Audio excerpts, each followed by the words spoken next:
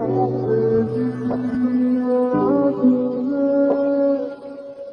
লজ্জা নাই? আপনি আবার আমার বাসায় আসছেন? আপনি এখন এখান থেকে চলে যান। কেন আসছেন? আমার শান্তি নষ্ট করতে আসছেন আপনি? হ্যাঁ, বিয়ে কোনো সিম্পল বিষয় না। বিয়ে একটা পবিত্র সম্পর্ক, দুইটা মানুষের মাঝে, দুইটা পরিবারের মাঝে। আল্লাহর পবিত্র কালেমা পড়ে দুইটা মানুষ সারা জীবন একসাথে থাকার শপথ করে। আপনার কোনো অধিকার নেই আপনি বিয়েকে ডিফেন্ড করবেন। আপনি কে যে আমাদের মাঝখানে কথা বল? তার আগে বল তুই কে, তোর পরিচয়টা দে। আপনি থেকে ডিরেক্ট তুই?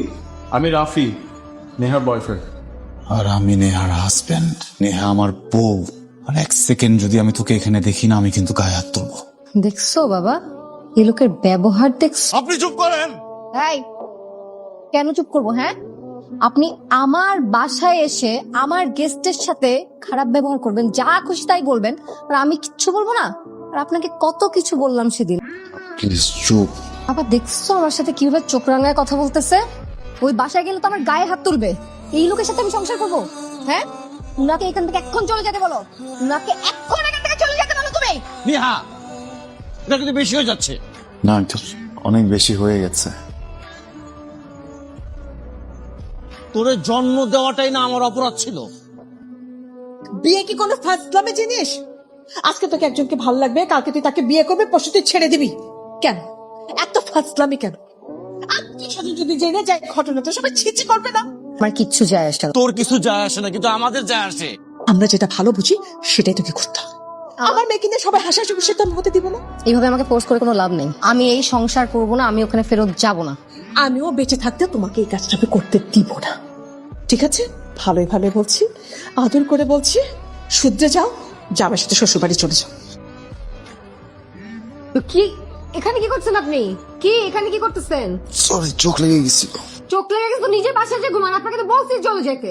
বের হন এখান থেকে। মা, বের হন এখান থেকে বলছি। বাবা, রাতে এত চিল্লাচিল্লি কেন? মানে কি হয়েছে? এই লোক আমার রুমে ঢুকে গেছে কেন? হ্যাঁ, কোন লোক? কি আশ্চর্য, তো জামাই রুমে ঢুকবে না? এটা কি ধরনের অদ্ভুত কথাবার্তা? আমি বলছি না? হ্যাঁ, উনিকে বলছি না চলে যেতে। উনি কেন এখানে এখনো? উনি কেন এখানে? আমি বলছি আমি যাবো না। কিন্তু আমি রাফিকে এখনো ভুলতে পারতেছি না। এইভাবে আমি আরেকজনের সাথে কিভাবে সংসার করবো?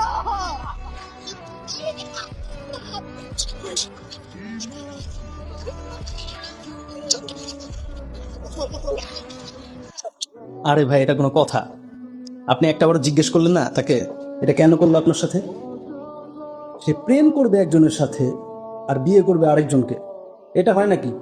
এই মেয়ে তো ক্রিমিনাল। আমি একটা কথা বলি ভাই, শোনেন, সোজা গিয়ে মামলা করে দেন তার নামে। কি বলতেছেন ভাই? আপনি জীবনে কোনো মেয়ের দিকে তাকান নাই, কখনো কোনো প্রেম করেন নাই। আরে ভাই, পুরুষ মানুষ হন, পুরুষ মানুষ। সোজা তার কাছে যান, বাঘের মতো চোখের দিকে চোখ রাখেন আর বলেন এটা কেন করলা তুমি? না না, তুমি বলার দরকার নাই, তুই করে বলেন এটা কেন করলি তুই। নেহা আমাকে ভালোবাসে ভাইয়া। মুখ সামলে কথা বলবেন। আপনি যে মানুষটাকে নিয়ে কথা বলছেন সে আমার স্ত্রী। কিন্তু ও তো আপনার সাথে ভালো নেই ভাইয়া। ও তো আপনার সাথেও ভালো ছিল না রাফি। আমি বুঝতে পারি বলে কি আপনাদের ব্রেকআপটা হতো?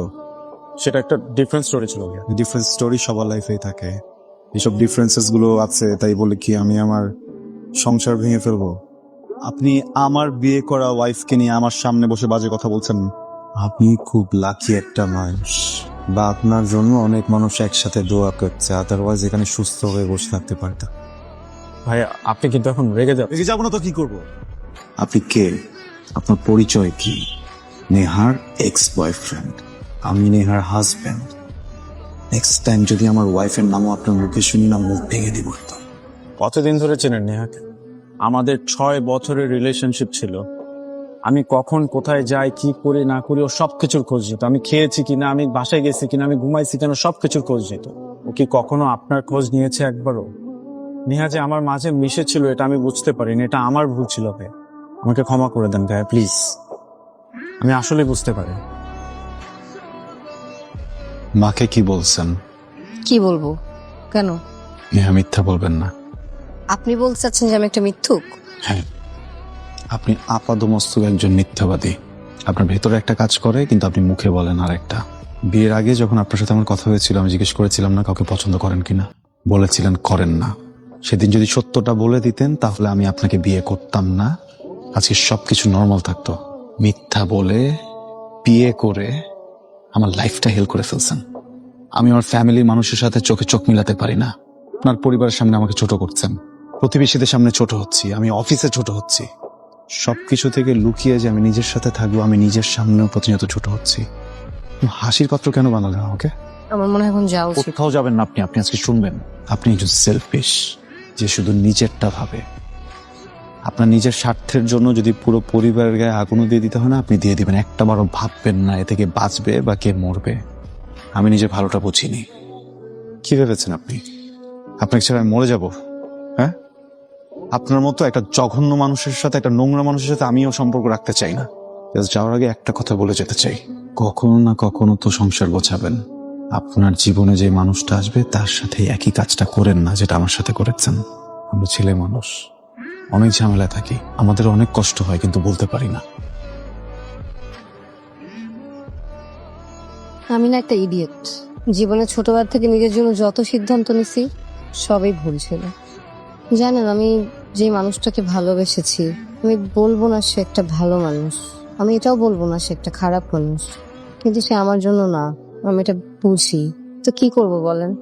আমি তো ভালোবেসেছি, ভেবেছিলাম বিয়ে করে নতুন মানুষ, নতুন এনভায়রনমেন্ট পেয়ে নিজেকে আটকাতে পারবো। আমি অনেক চেষ্টাও করেছি, কিন্তু পারিনি। ভালোবাসায় শুধু ভালোবাসাটাকে প্রকাশ্যে রাখতে হয়। রাগ, অভিমান, ঝগড়া, এগুলোকে উজ্জ্ব রাখাটাই ভালো। আমার মনে হচ্ছে আমি আপনার সাথে খুব খারাপ করেছি। আমি বিয়েটাতে রাজি না হলেও পারতাম। আমি কখনো প্রেম করিনি, কখনো ভালোবাসিনি। এমন না যে কখনো ভালোবাসতে ইচ্ছে করেনি, জাস্ট নিজের অনুভূতিগুলোকে পাত্তা দিতে ইচ্ছে করেনি কখনো। জানেন তো, একজন পুরুষ যখন একজন নারীর প্রেমে পড়ে তখন তার জীবনের কন্ট্রোলটা সে নারীর হাতে সঁপে দেয়। পুরুষকে তখন সে নারী সঞ্চালন করে। আমি কখনোই চাইনি আমার জীবনের ব্রেকটা আমার প্রেমিকার হাতে থাকে। আমি সবসময় ভেবেছি খুব শখ করে একটা বিয়ে করব, সুন্দর করে একটা সংসার গোছাবো। সব গল্পের শেষ তো আর একরকম হয় না, তাই না?